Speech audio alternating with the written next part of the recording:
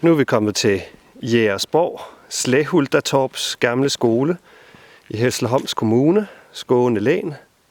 Cirka 100 km fra Helsingborg, 115 fra Malmø, 20 km uden for Hässleholm by og 10 km til Osby samfund, hvor der også er en rigtig god badeplads, sø i Osbysøen.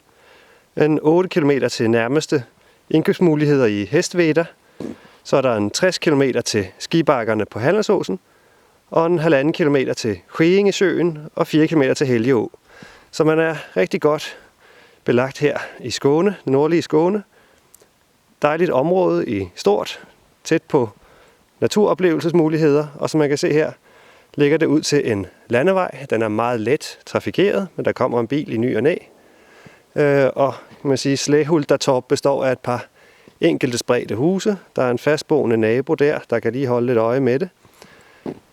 Og ikke nogen aktive vindmølleplaner eller nogen den slags ting i nærheden. Og vejen her, den generer i princippet ikke, og gør også, at man kan komme herop hele året. Bag ved huset ligger der en fodboldbane, og der er jo nogle børn, der spiller fodbold der en gang imellem, så det må man tage med. Og huset her er virkelig en bastant sag, som man kan se. Det er jo den gamle skole i byen, 250 kvadratmeter i hvert fald, plus et kælderrum. Og taget, som man kan se, er et ældre tegltag, der trænger til at blive skiftet relativt snart. Men det ligger forholdsvis lige og pænt her på forsiden. Der er dog nogle tagrykningstegl helt oppe i tagryggen, og der er noget her ved skotranderne, der er dårlige, og på bagsiden er der også et stykke, der er rimelig akut dårligt. Men sælgerne vil sørge for, at der kommer en tømrer forbi og lige får lappet det, sådan så det bliver sikkert for vinteren, så skaderne ikke bliver større end allerhøjst nødvendigt. Grunden er 2.057 kvadratmeter. Pænt stor, men nu er det meste vokset til, så man næsten kan ane sig som det meste andet. Huset trænger til maling. Det er nok ikke blevet malet i 20-30 år. Det samme gælder for vinduerne. Der er blandet koblede ruder og enkeltglasruder med forsatsruder. Men det er kernetræ, og det er sådan set ikke råddent. Det er dårligt, som man kan se. Det trænger til at blive skrabet og malet og kittet hele vejen igennem. Så prismæssigt er det et spørgsmål, om det ikke er billigere at skifte dem ud, men det vil på den anden side også være lidt synd, fordi det er mundblæste glas, mange af dem, og det er ikke nemt at få erstattet i dag. Men tømmeret, så til træværket, er sådan set sundt nok. Fundamentet er højt, ventilationen nedenunder er god. Man kan se ned i kælderen, kan man komme ind under hele huset og se.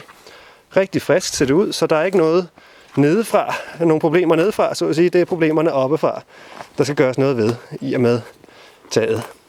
Og det er jo en større mundfuld. Men som man kan se, der er træ der skal fjernes. Der er tagrender.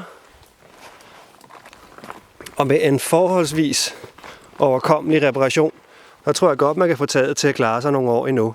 Men det er naturligvis en på lånt tid, eller hvad man skal sige, sådan 5-10 år endnu, kunne man nok godt ved diverse reparationer få ud af det, men man må påregne, at taget skal skiftes inden for rimelig overkommelig fremtid. Der kan man se den skade, jeg talte om før. Det er den mest alvorlige, men det er mest over tagudhænget, så det har ikke fået dramatiske konsekvenser.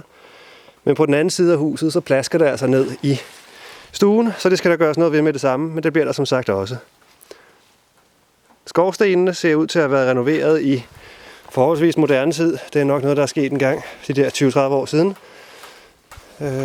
Ildstederne skal selvfølgelig ikke bruges. Der har ikke været skorstensfejer i meget lang tid, så der er fyringsforbud per automatik på det hele.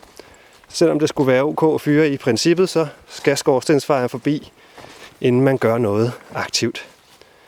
Så er der lige et udhus på en 45 kvadratmeter. Diverse skrammel ind i det. Gamle udedas er der også, men med godt betontegltag. Så det fejler ikke noget som sådan. Man kan sagtens bruge det i rigtig mange år endnu. Grunden, som man kan se, tilgroet.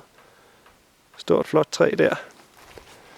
Så kommer vi lige rundt ned til afløbet. Det er en trekammerbrønd. Jeg har lige løftet på låget. Og så er der en infiltrationsanlæg af en ældre type. Vi ved ikke præcis, hvor gammelt det er. Men da man ved, at det skal være en infiltration, der er nyere end ca. 1990, for at være godkendt, så kan vi roligt gå ud fra, at den ikke lever op til de nyeste miljøkrav, og man skal lave en ny infiltration, efterfølgende rening fra trekammerbrønden. Der kan vi lige se fodboldbanen. Men der spilles sparsomt på den, så det er ikke nogen stor gene, men det kan man selvfølgelig høre, når der er børn der spiller. Et kæmpe projekt, det må man sige. Der er ikke andre måder at sige det på. Det er et håndværkertilbud i ordets oprindelige betydning.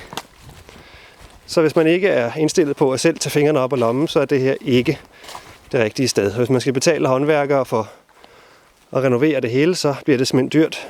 Så det er bedre at købe et hus, der er færdigt, hvis man har tanker om, at man skal bo her hele års, eller lave en total renovering til moderne standard.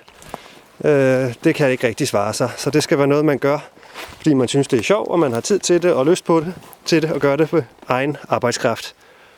Så kan man til gengæld også få et hus med rigtig, rigtig mange kvadratmeter til meget, meget få penge, og have et godt sted, hvor der kan være mange mennesker.